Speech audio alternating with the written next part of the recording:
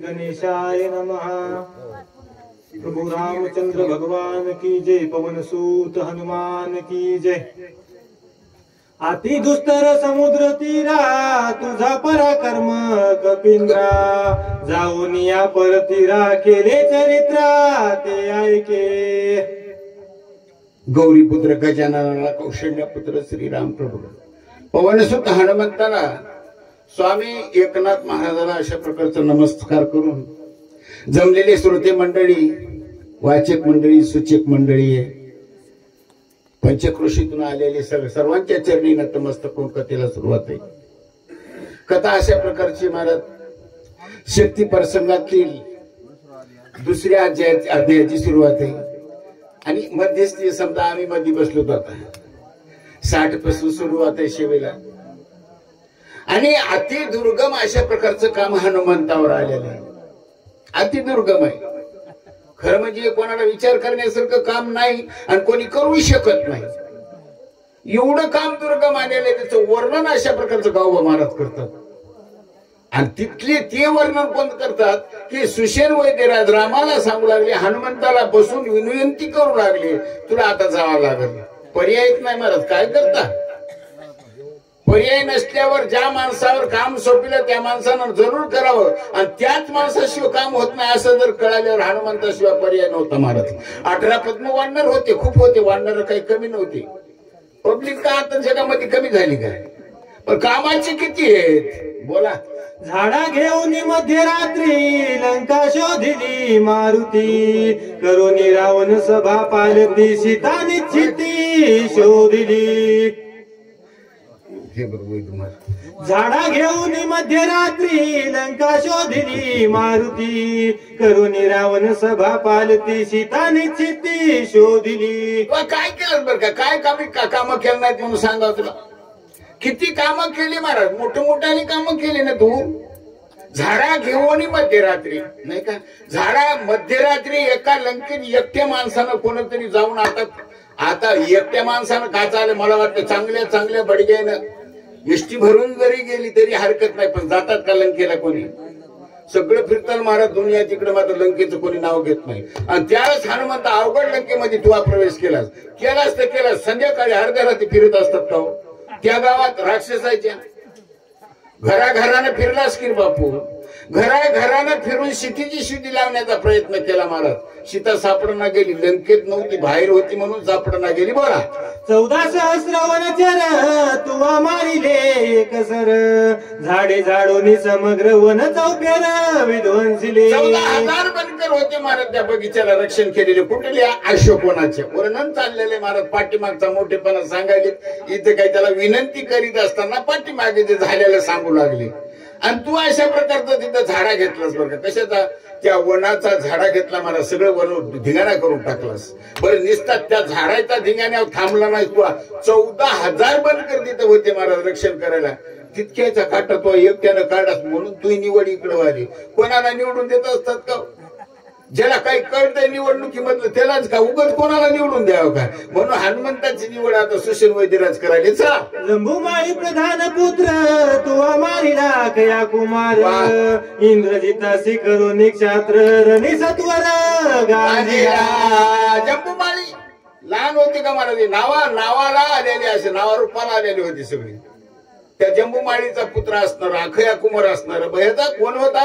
रावणाचा मुलगा होता महाराज। इंद्रजिताचा पाठुंबा असणारा अखया कुमार, अशी तू बलाढ्य पैलवान त्या ठिकाणी लोळीलीस म्हणून तुझी निवड इकडे व्हायली। चला शीघ्र जाऊन आपण उदयान येता भासवान, एक दिवस तिथे आणून बंधू लक्ष्मण वाचवी। शीघ्र जाऊन बरं का, लवकरात लवकर तू आताच आहे, कारण टाइम नाही महाराज। आता निघायचे समजा, आता समजा निघालीतच की, आता ही तर रामायणात निघायले समजा, त्याच्या अगोदर तिकडे निघण्याची तयारी होती। हे रामायण तिथे उशीर झाला शक्तीला तिथंच म्हणायचं आता निघायचे म्हणून बरं काय, तू शीघ्र जाय, लवकरात लवकर जाय आणि तुला त्या लक्ष्मणाला उठवल्याशिवाय तुझ्याशिवाय पर्याय नाही, आम्हाला दुसरा कोणी उठवू शकत नाही।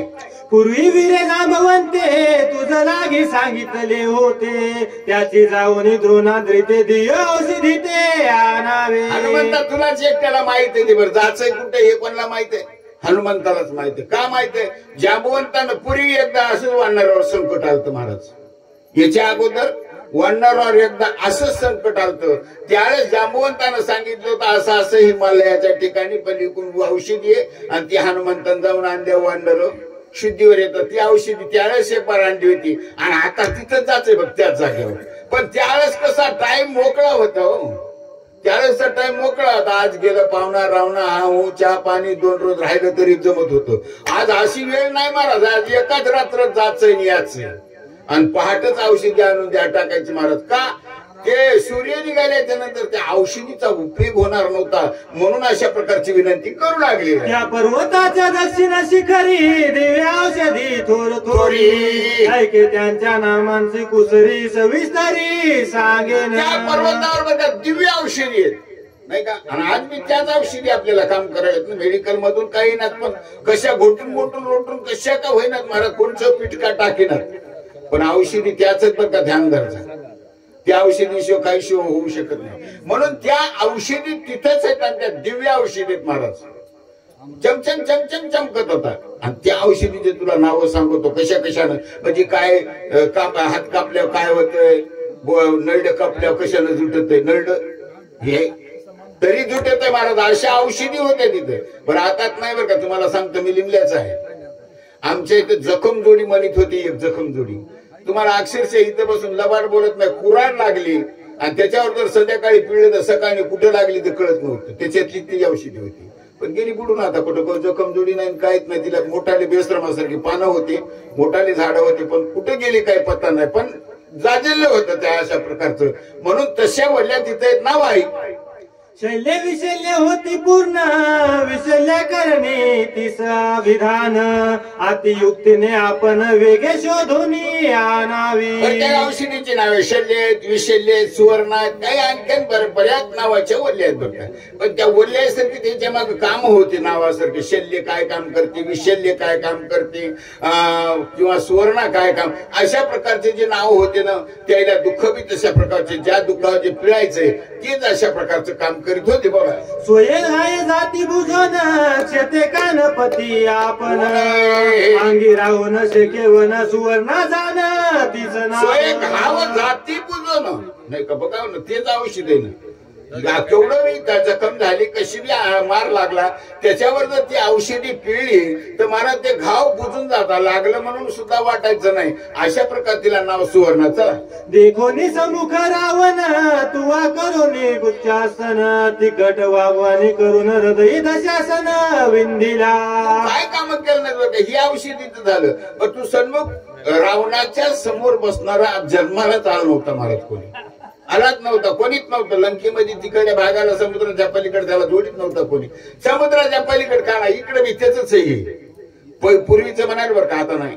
पूर्वीचं हे जनस्थान त्याच आहे आणि त्याने हे शूर्पणखीला चोळी म्हणून दिलत. म्हणून ते नाशिकला शूर्पणखा आलती.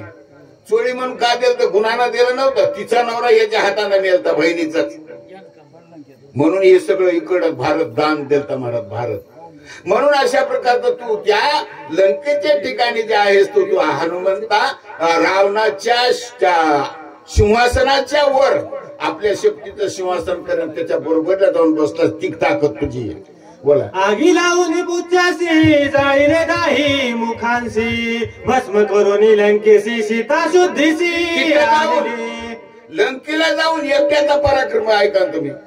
एकट्याचाच पराक्रम आहे. कोणी नाही सोबतीला महाराज इकडं. तू त्या रावणाची दाढी जाळीस तिथे जाऊन लंकेत जाऊन त्याच्या गावाला आग लावलीस. राखोंड करून टाकलंच गावाचं बरं का. फुकून दिलंच गाव त्याचं. एवढा कोणी बहादर आहे का? कोणीच नाही महाराज. आणि बहादर कोणीच नाही म्हणून तुझी निवड इकडे करायची आहे. तर हे झाली वेळ आली महाराज. दुसरा कोणीच इकडं तिकडं जे केलाय ना तिकडे ते पराक्रम केलाय तेच इकडे पराक्रम करू शकतो. दुसरा कोणीच नाही. एकल्या एके आपण अर्धरात्री तू आजान आणून महापाशान सेतू बंधन संपविले. सेतू बांधते वेळेस बरं का सगळे बांधणार आहे ना. अर्धा सेतू बांधला मला सगळ्या वाढणाऱ्याने झटून झटून झटून दिवसभर संध्याकाळी थकले सगळे झोपले. मारुतीला एकटेच उठले ना अर्धा सेतू एकट्यानंच बांधून काढला. सकाळी जायला वाट मोकळी. जेवढाले काम केले जे करू नाही ते काम मोठाले हनुमंता तू केलेस म्हणून आम्हाला वेळ तुझ्याकडे विनंती करण्याची वेळ आली म्हणून बरं काय सुषेण वैद्यराज त्या ठिकाणी वेळ विनंती करू लागली. अति संकटी ही निरगम करून खांदी वाहून लक्ष्मण वीर इंद्रजित दारुण तू ऐकलेन अति संकटी कुठेही संकट आलं तर कोण असते? शाहकार काही येडीत काही इथं मंदिर बांधायला सांगा ना. काहीतरी डोक्याचा जे माणूस असते ते काम हे करीत असते. येडीत शावकारी इथं मंदिर रानात बांधून ते रानात तारकसला मंदिर नाही का इथं का बांधलं आणि इथं एवढाले कार्यक्रम का करायचे? हनुमंताशिवाय पर्याय नाही महाराज, कोणालाच पर्याय नाही. ज्याला कोणाला संकटाच्या ठिकाणी जर पर्याय नाही असेल तर हनुमंताचा आहे. म्हणून तू एकट्या संकटाच्या ठिकाणी ज्यावेळेस संकट आलं लक्ष्मणाला महाराज त्या इंद्रजितानं ढगाच्या आडवं जाऊन युद्ध करायला सुरुवात केली. 40 कोस उंचीचा कोणी जायला तयार नाही. तिथं कोण चालले कशानं जावं? तू त्याला 40 कोस उंचीचा अशा प्रकारचं रूप धारण केलंस आणि त्याच्या खांद्यावर तू लक्ष्मणाला खांद्यावर येऊन इंद्रजिता बरोबर युद्ध करून तू जिंकलंस. बरं का असा तू बहादर आहेस. मनी न धरवती धरिता तिथी कर्मे केली हनुमंता भक्तोत्तमा कपिनाथा श्रीराम सुखार्था बंधू. मनी न धरवती धरिता तिथी कामे केली तू हनुमंता. काय वर्णनच करायचं नाही तुम्हाला. वर्णन संपले. वर्णन संपून गेलं का? यानं किती किती आपण वर्णन केलं. आता भगवंताचं वर्णन किती म्हणून करावं? अरे शेषाच्या हजारो जिबीच्या 2-2 जिबा झाल्या त्याचा वेळ लागला नाही आणि आपण एका जिबीनं कुठवर झटायचं. म्हणून तिथं वर्णन करता येणार नाही. बरं काय तू मनीनं धरिती धरिता किती कामी केली हनुमंता. म्हणून तुझं वर्णन किती केलं तरी थोडं आहे. अशा प्रकारचे तू मोठाली कामं केले. शेते कानपती संपूर्ण शतपान ते जाण लक्ष साधून आपण औषधी पूर्ण आणावी. म्हणून बरं का अशा प्रकारचं तिथं त्या वल्ल्या आहेत ना त्या वनस्पती आहेत ना त्या जरा धगात येतात महाराज. दिसत नाहीत सगळेला तर आत्मा आम्हाला तर दिसतच नाहीत. पण त्या पुढे तुम्हाला ऐकायचं चौथ्या अध्यायामध्ये हनुमंताला सुद्धा धगात आले. पण त्याच्यामुळे राग आला. पर्वत एवढा आणण्याची गरज नव्हती. मुठभर आणले की देऊ लागले. इथं एवढा पर्वत का आणला? त्या धोका देऊ लागल्या. बरं का तिकडे चंपू लागल्या इकडे चंपू लागल्या म्हणून राग आला. अहेर माणूस तसा रागीट. बरं राग ज्याला आला त्याचं चलाव बी नाही. आपलं काय चालणार होतं? काहीच चालत नव्हतं. त्याचं चाललं कसं चाललं? त्याला बुडापासूनच पर्वत उपटीला. आपल्याला एखाद्या झाडाचा पाटा मोडत नव्हता अशी अवस्था आहे. म्हणून बरं काय तू त्या ठिकाणी अति निगम गतीनं अशा प्रकारची औषधी घेऊन ये. पाने शीतळ सुकुमार खुपोन शक्ती चंद्र कर फळे हिरवी सुंदर रक्तांबर फुले ती. पाला कसा आहे त्या झाडाचा? शीतळ आहे सुकुमार आहे महाराज. नाजूक पाला आहे नाजूक. त्या पाल्यावर चंद्राचं किरण सुद्धा सहन होत नाही. त्या पाल्याला सूर्याचं तर सोडूनच द्या चंद्राचं सुद्धा किरण सहन होत नाही. अशा प्रकारची ती वली आणि ती वली आणायची. वाचवावया लक्ष्मण करावे सवेग गमन मनोनी धरिले दोन्ही चरण देगी प्रयाण. लक्ष्मणाला वाचण्याकरता पर्याय नाही महाराज. सुषेण वैद्यराज म्हणजे लंकेचा राजा स्वतःच गाडीवर करता. दुसरा डॉक्टर कोणीच नव्हता त्या भागाला. एवढा मोठा डॉक्टर कुणी तसाच पटकन कळायचं कोण्या माणसाला काय झालं कोण्या माणसाला काय होणार आहे. आता झालेल्या मेलेल्या माणसाचं डॉक्टरला कळणं झाले. केवढा एमडी असताना काही असलं तरी त्याला काय करायचं महाराज? सगळं तपासणं झाल्यानंतर तुमचं काय दुखायला आता काय डोंबलं तोंड वाचायला लावलं डोळे वाचायला लावले जीभ काढायला लावली इकडून वय तिकडून वय मग शेवटी म्हणते तुमचं काय दुखायले. काय सांगत आहे डॉक्टरला? सुषेण वैद्यराज तसे नव्हते महाराज. पाहिल्या बरोबर सांगत होते काय दुखायले काय झाले ते. म्हणून याला तर धोका दुसरा काही नाही लक्ष्मणाला. हनुमंता तू वल्ली आणलीस तर लक्ष्मण जिवंत झाल्याशिवाय राहणार नाही. म्हणून तू एवढं काम आता करण्याचा प्रयत्न कर. अस्ति साधती पूर्णपणे सविधी मनती निज लागुनी मेले उठवी वायू स्पर्शनी अमृत संजीवनी ती होय. तिथे एक अमृत संजीवनी नावाची वल्ली महाराज. ती मेलेल्याही माणसाला उठते. ती काय करते? अमृत संजीवनी नावाची वल्ली आहे ना. नवलत नाही हो हे प्रत्यक्षात आहे बर काय. या इथं वळवळ जाणवळला त्याचं ठेकूळ पडलेलं त्या माळाचं नेता इथं वल्ले आहेत ना. तिथं लंकाला आपल्याला जायची गरज नाही. मारुतीरान मुद्दाम इथं डवळ टाकले. कुठं? वडवळ जाणवळला. आणि तिथं परिचय सुद्धा तसं आलेला ना. आता तुम्हाला सांगतो उत्तराच्या महिन्यामध्ये रोजचं 1500 लोक आता बी राहते. मी गेल्या म्हणून सांगायला बरं का, मी कोणाचं ऐकून सांगत नाही, मला तसला कशाला स्वभाव बी नाही. ऐकून अजिबात कोणाचं सांगू नये. कानाचा आणि डोळ्याचा 4 बोटाचा फरक राहते. स्वतः अनुभवानं 2-3 दिवस तिथं होतो सुद्धा. त्या पाला पान मध्ये झाडाला लोक ठुतत नाही तर काही खातात, आणि अक्षरशः लिंबाचा पाला तुम्ही कसा खा अजिबात कडू नाही त्या माळावर. म्हणून ते औषधीचा गुणच तसा आहे महाराज. का गुण आहे? अमृत पडलेले नव्हते त्यावर. अमृत पडल्यावर का वडली होणार नाही? पुढे आपल्याला ऐकायचं ते. तू आमुचा जीवन दाता, तू चुकविली भव्यवस्था, बहु बोलणे न घडे सर्वता सद्गुरु तत्वता. तू आमचा दाता नसताना जीवन दाता आहे बरं का. आम्हाला जीवदान दिलेला दाता आहेस, आणि ज्यानं जीवदान दिलं त्याचे उपकार मामा काय असतात काही सांगता येत नाही. त्या उपकाराची गणना करता येत नाही बरं काय. ज्यानं जीव वाचिला त्याच्या उपकाराची गणना अशा प्रकारची कुठली करता येत नाही. तू तशातला आहेस. तुझे चुकलो भव भ्रमा, तुझे आम्हा श्रीरामी प्रेमा, प्रिय व्हावो या वानरामा, प्लवंगमा उठ वेगी. म्हणून बरं का सगळे वानर प्रिय व्हावं आम्हाला. आमचं कुठेतरी नाव निघावं, आम्ही अशा प्रकारचं कोणीतरी आमचं नाव घ्यावं, म्हणून तू अशा प्रकारचं लवकर उठ आणि लवकर जा बाबा. सगळ्या वानराला सुख, रामाला सुख, सगळे अहो तिथलेलं नाही हो तुम्हाला आम्हाला सुख. का?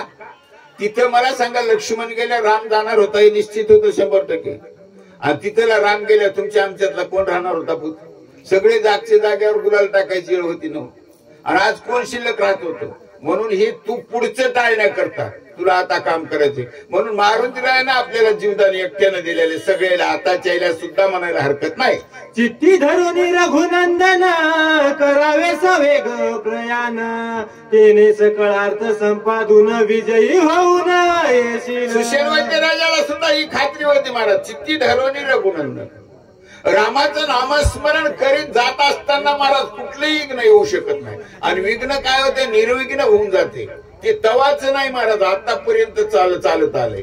पण लोक तुम्ही आम्ही नामस्मरण घेतच नाही. का घेत नाहीत? आपल्याला सवय झालेली नाही महाराज.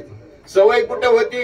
जिथं भीती कोण सांगितली त्या ठिकाणी आठवण येते देवाची. इथं भेव आहे, असं भेव आहे. मग तिथून झोरपाडातून वर निघावं, मग हे राम याला राम म्हणता येत नाही.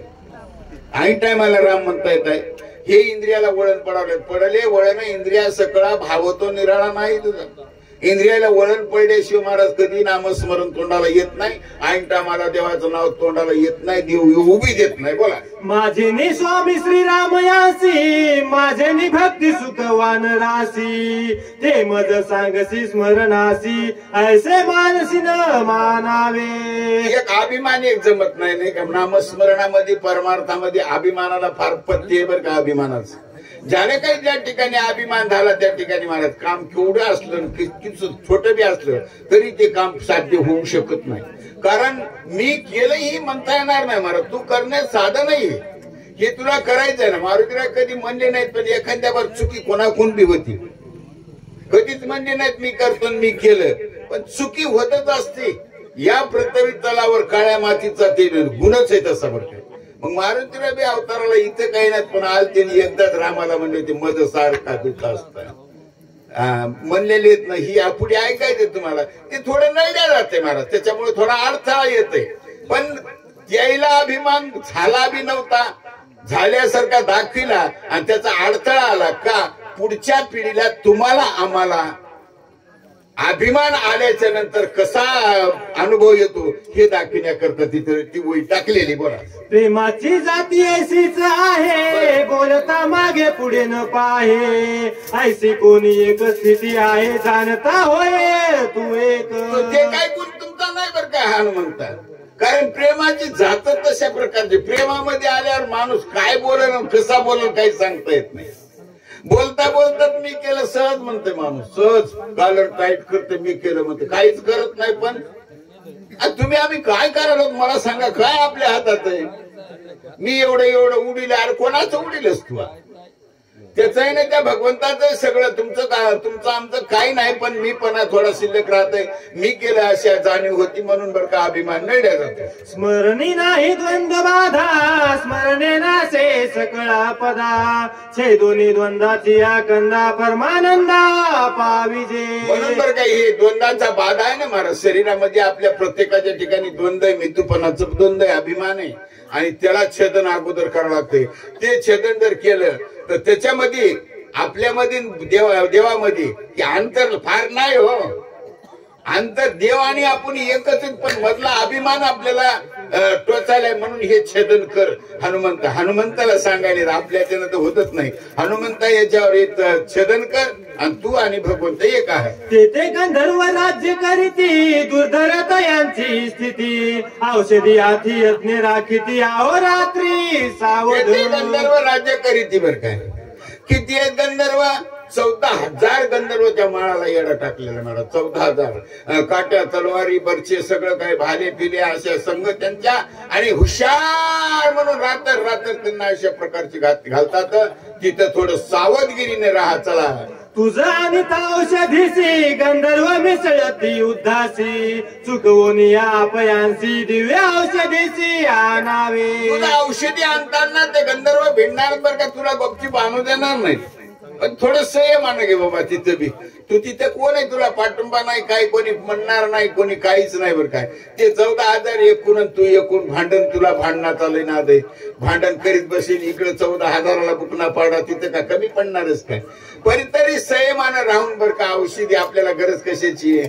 औषधीची आहे. तेवढी औषधी घेऊन ये सकाळच्या आधी ये बरं काय, पहाटची आहे. कारण इथं 2 वरदान आहेत. एक ओलीला वरदान आहे आणि तिकडल्या ओल्याला वरदान आहे. त्या बी सूर्य उजळ्या सापडत नाहीत. अशा प्रकारचं. चला राक्षस नष्ट मायावी, कपटे छळती महालाघवी, मार्गी घालीती महागोळी ते चुकवावी आती. राक्षस आता रावणाचा राक्षस जाणारच आहेत की वाट्यामध्ये काय गोवणे करता काय नाही. पण ही का हिनं का अगोदर म्हणायला पाहिजे होतं असं राक्षस मायावी आहेत म्हणून. कारण महाराज हे भविष्य सुद्धा जाणणारे लोक होते. फार पुण्यवान लोक होते. सुशेन वैद्यराज म्हणजे साधारण नव्हता महाराज. आणि त्यांना असं भविष्य सांगितलं राक्षस मायावी आहेत वाटणं. ते माया काही करतील, ते तुला गोवितील, तुला आडवितील, तुला जीव खाऊ घालतील, तुला आदर सत्कार पूर्ण जणू काय एखादा नवरदेव मुलगी बघायला आला असा करतील. त्याच्यातून बी तू सावध राह. कारण काम आपलं साध्य करायचं, त्याच्या त्या भुलीला भुरू नको बरं का. त्याच्या त्या सत्काराला अशा प्रकारची विनंती करू लागली. नाना परीचा छळ नोकती, राक्षस छळती आतुरके युक्ती, ते सांडून मारुती शीघ्र गती. नाना प्रकारच्या छळ नोकती. मायावी राक्षसाला काही करता येते महाराज, करता येते ना. ही तुम्हाला आम्हाला सगळ्याला माहिती आहे. मायावी आता आहे तो माया कुठं कुठं आहेत बघा. आता सगळ्या गावांना आहेत का नाही मला माहित नाही. ती इकडं बसतात आणि तिकडं गाईचं दूध आठवितात. ते अति मायावी बर काय. ते काही करतात. कोण म्हणाले सुशेन वैद्यराज मी म्हणण्यात झालो. उगूच्या उगत कोणाचा दोरच पेटून देतात धुन्याचा. ते कुठं राहते काही माहित नाही, पण धुन्याचा दोर पेटते घरामध्ये. तर असे मायावी असणारे बर का तिथं राक्षस तुला आडविणार आहेत, तुला गमविणार आहेत. त्याच्या नादाला तू लागू नको. आपलं कार्य तू सोडू नको. बोला दूरपंत अति उद्धान निमेषाधेसी क्रमून, मनोवेगे तुझं गमन आम्ही संपूर्ण जाणतो. मनोवेगे गमन आहे. हनुमंत तुम्हाला गमनाला काही कमी नाही. गमनाला कमी नाही म्हणूनच निवड केली नव्ह. पापणलं तर हनुमंत इकडे तिकडे जातात महाराज. दुसरं कोणाला जाणं होणार नाही. मनोवेग किती आहे? अहो मनोवेग एवढा आहे महाराज. एक वय होतो तुम्ही 4 धाम करून येता आणि इथंच बसता. एवढा मनोयोग आहे. वहीवर लक्ष ठेवता ना. नाथ महाराज काय म्हणायचं हनुमंताचा वेग किती असेल? मनापेक्षा जास्त आहे. एक वय होतो 4 धाम करून येणं होते महाराज. एक वय होतो आणि इथं बसायला पुन्हा तयार दुसरी वय ऐकायला. एवढ्या गमनापेक्षा हनुमंत तुझा वेग जास्त आहे बरं काय. म्हणून तुला सांगायची काही गरज नाही तू की इतक्या लवकर ये, इतक्या टायमामध्ये ये.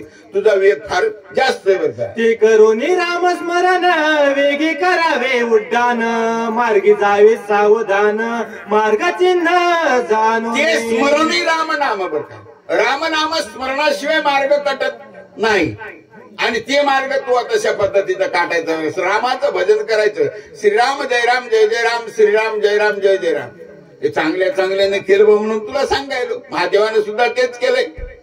मोठे मोठ्याने भजन केले तर आपल्याला थोड्या खुऱ्या आल्या.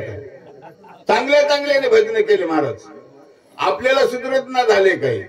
काय संसारामध्ये इतके गुंतलो की आपल्याला तोंड फुटत ना झाले तिकडे. मग असं कवा तरी कोण शक्ती ठेवली तिथं ऐकायला जावा, वाचणाऱ्यानं वाचवा, सांगणाऱ्यानं सांगा, ऐकणाऱ्यानं झोपे काय जावा, ऐकावं काही. रात्र घालण्यात याला पण फळ पदरात का नाही. आपण अमृताच्या ताटावरच बसलो नाही तरी. जिकडं का उंदराची पुडी टाकली ना त्या पंचपक्वानावर, तिकडं त्या ताटावर येत आपण. संसार कसा आहे, दुःखमुळे सगळा इंगळासारखा, चहूकडे इंगळ, कोळशाचे इंगळ, कोळशाला इंगळ म्हणतात. जसं रेल्वेला पहिल्या इंगळ होते महाराज, ते दगडाचा कोळसा होता, तसे जसा लाल होते ना, असं संसार आहे म्हणून सांगितलं महाराजांना. आणि त्या संसारात आपण आहेत, म्हणजे विष टाकलेल्या ताटावर आपण बसायलो, पण अमृत टाकले नाही त्या ताटावर बसायला तयार नाहीत महाराज. कोण सांगितलं, जेवढे संत झाले तेवढ्याने सांगितले की अरे इकडे फळ येते तिकडं नाही. अमृतावनी गोड नाम तुझे देवा. आणि हे नामस्मरण आपल्या तोंडाला येण्याला फार कठीण आहे बरं का. काय झालंय काय कळतच नाही. कोणाला किती सांगा, महाराज म्हणले कामामध्ये काम, काही म्हणा राम राम, जाईल भवश्रम सुख होईल दुःखाचे. एवढं सांगितलं आपल्याला कळणार झालं की कामात काम म्हणायचे की काही काम करा, काही बी घरातलं, कुठलं शेतातलं करा, घरातलं करा. तोंडाला काही कामच नाही ना. हातायला काम आहे, पायाला काम आहे, तोंडाला कुठं काम आहे. पण आम्हाला सुद्धा बघा ना, आता इतकं जितकं सांगितलं नाही, इथं सांगितलं झालं. इथं धोतर धाडतो तर आम्ही बी बसली गाडीवर निघाली बोंबलत आपलं गाणे म्हणत. हे कामून येत असेल लवकर, हे कामून येत नाही. एखादी वही वाटणं जर आठवली महाराज, तिचा विचार केला तर गाव सायले लवकर आपल्याला सुद्धा काही न अडथळा येतात. पण ते शक्यच नाही महाराज. परमार्थ तसा नाही, परमार्थ अवघड बघ, येऊ देत नाही परमार्थ, सगळ्याच्या नशिबात नसतंय. अशा प्रकारचा हनुमंतालाच म्हणून सांगू लागले बरं का, तू आता नामस्मरणाला विसरू नको. जे जो लोक इसरले ते इसरले, आता फक्त तू नामस्मरण करीत जा. आणि नामस्मरण करीत जा, तुला कुठल्या प्रकारची बाधा होणार नाही. लावण दे सकाळ समुद्र, सांडून कुशद्वीप सुंदर, ओलांडून क्षीरसागर पर्वतेंद्र आनावा. बऱ्याच प्रकारचे समुद्र आहेत महाराज. वाटणं काही त्याला रेल्वे पट्टी नव्हती, काही हवे नव्हता, त्याचा सारखा झाला कुठल्या प्रकारचं नाही का.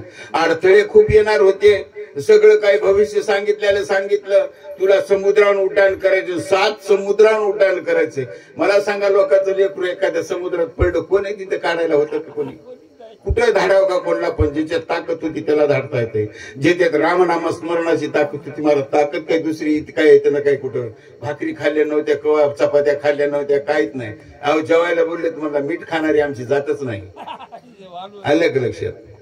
हे मीठ खालोत म्हणून आपण इथंच आहे, बाकी काही संशय धरायचा नाही. म्हणून बरं काय, धाडण्याचा प्रयत्न कोणी एकट्याला कोणी जाऊ देत नाही, पण एकट्याला पाठविण्याचा हेत करून बरं का. अशा करता पाठविण्याचा काय हेत झाला की त्याच्याशिवाय दुसरं कोणी कार्य करू शकत नाही आणि त्याच्या बरोबर दुसरा कोणी टिकू शकत नाही. पर्वताच्या उत्तर भागी दिव्य औषधी आणि सर्वथान लक्षिती जगी त्याही वेगी परिसे. पर्वताच्या उत्तरेला बरं का, दिव्य भागाच्या ठिकाणी, पर्वताच्या पलीकडे बरं काढाला सांग उत्तरेला, आणि दिव्य औषधीत बरं का. अशा प्रकारचा त्या सहसा जगामध्ये सांगितलं त्यांनी, जगतामध्ये अशा प्रकारच्या कोणाला सापडत नाही अशा औषधीत महाराज. आणि त्या लक्षात सुद्धा येत नाहीत अशा न सापडणाऱ्या औषधी आहेत. पण ते तुला या दृष्टीनं रामनाम स्मरणामुळं, रामाच्या ताकदीमुळे त्या तुला सापडतील आणि त्या तुला आणता येते. आम्लन पुष्पे दीप्यमान, प्रभा सूर्य तेजा समान, परणे सदा नित्य नूतन समूळ जाण सुस्वादा. त्या शक्त्याच्या औषधीचा गुण सांगितला महाराज. औषधी तिथे आहेत. मग रात्रीच्या पायाच्या कशा दिसताला हनुमंताला काही पुढं टाकलं नाही तसलं. काय येण्यासारखं म्हणजे अंधारी रात्र मला येतो का धाडायला, पुन्हा म्हणायचं रात्रीच्या रात्री ये. आणि तिथं दिवसा गवत कापायला माणसाला सर्प निघाले तर, आणि संध्याकाळी मला काय झालं असा आडपटा केला का नाही. त्याच्या अगोदर सुषेण वैद्यराजांना सांगितलं, गेलाच ना तिथं गेल्याच्या नंतर बरं का लग्नाच्या मंडपात इथं टाकल्या नाहीत काही. मला वाटतं शावकारानं कशी त्यांनी केली की चमचम चमचम चमनम चमनम चमनम औषधी चमकत होता. कशा? लग्नाच्या लाइटिंग सारख्या. आणि त्या लाइटिंग सारख्या चमकणाऱ्या लाइटिंगच्या जे औषधी आहेत ना ते आपल्याला आणायचं. का बोला? समुद्र मंथनी अमृत जगता दैत्य भांडत पर्वती सांडले त्वरित औषधी देत औषधी देत झाल्या. बघा तुमच्या आमच्या माळ आहेत ना, तुमच्या आमचे शेत आहेत ना. आता शेतामध्ये आपल्या झाडं कोणते आहेत? बोरीचे आहेत, बाबळीचे आहेत, हिवराचे आहेत, बेसरमाचे आहेत, गाजरगोंड्याचे आहेत, आणखीन काही काही खूप झाड आहेत बरं का. खूप नमुन्याचे विषारी झाड आहेत आपल्या याच्यात. आणि तिथं तसेच होते, पर्वत टिंब भरलेला होता तशाच झाडांना. पण औषधी होण्याचं कारण सांगितलं इथं गावोबा महाराजांनी. ज्यावेळेस समुद्र मंथन झालं ना, समुद्र मंथन झालं त्यावेळेस अमृत कुंड निघाला, अमृताचा कुंभ निघाला. अमृताच्या कुंभासाठी बरं काही एकूण दैत्य होते, एकूण देव होते. सगळे त्या दोघांचे असे भांडणं आतुनात भांडणं लागले. तर दैत्याचा व्हायचे अमृताचा कुंभ होता ना, इकडं त्याच्यापाशी तिकडं इकडं जावंच तो काय लागले, हिसळू लागला. हिसळत असताना महाराज त्या अमृत वरचीवर ह्या झाडावर काय, त्या झाडावर काय, त्या झाडावर काय की पडू लागलं. आणि ते पडत असताना जितक्या झाडावर पडलं तितकं बेसरम जरी असलं, हिवर जरी असलं, सौंदर्य जरी असलं तर औषधी होऊन बसली.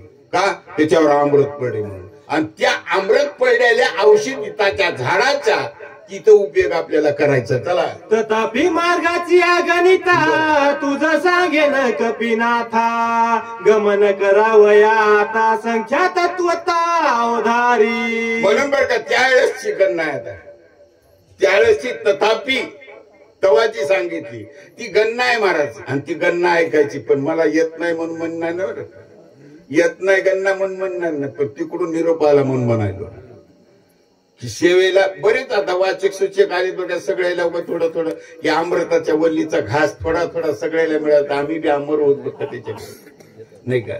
अमर तर होत नाहीत म्हणा, पण पुन्हा पुन्हा का होईना बरं का. इथं शक्तीला आम्हाला अशा प्रकारचा जन्म मिळाला तर फार चांगली गोष्ट आहे. म्हणून अशा प्रकारचं तू या ठिकाणी जा आणि हेच निरोप देऊन बरं का अशा प्रकारची जी गणना आहे ते पुढचे वाचक सूचक अशा प्रकारचे सांगतील. आम्हाला अशा प्रकारची आज्ञा झाली. आणि जे वाचक सूचक आहेत त्यांची नावं सांगा. जे 4 शब्द 2 शब्द काय असतील चुकीचे असतील ते मला देऊन टाका. जे बरोबर असतील तर गावोबा महाराजाचे, चुकीचे असतील तर माझे बरं का. अशा प्रकारचे आम्ही कोणीच नाही, मीच नाही, कोणीच असे ज्ञानी नाहीत महाराज. ज्ञानी होती गेले अमृत, त्यांनी अमृताला अमृत केलं नाही का. ज्ञानेश्वर महाराज, तुकाराम महाराज, एकनाथ महाराज हे पिढ्यात गेली आणि ती पिढीच गेली. तर आता पुन्हा उगत यायचं वर्णन करून सांगणारे अशा प्रकारचे पुंडलिका वरदा हरी विठ्ठल श्री